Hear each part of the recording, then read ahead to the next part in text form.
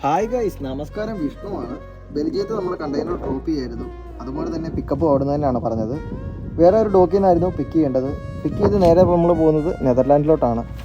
ശരിക്കും പറഞ്ഞാൽ നമ്മളെപ്പോലെ എൻജോയ് ചെയ്യാൻ പറ്റുന്ന ഒരു ജോലി ഇല്ലെന്ന് തന്നെ പറയാം. കാരണം ഒരു ദിവസം 2-3 രാജ്യങ്ങളാണ് ചില ദിവസങ്ങളെ നമ്മൾ കവർ ചെയ്യുന്നത്. വ്യത്യസ്തരായ ആളുകളെയാണ് ചില ദിവസങ്ങൾ നമ്മൾ പരിചയപ്പെടുന്നത്. നമുക്ക് കിട്ടുന്ന അനുഭവങ്ങളും വ്യത്യസ്തമായിരിക്കും.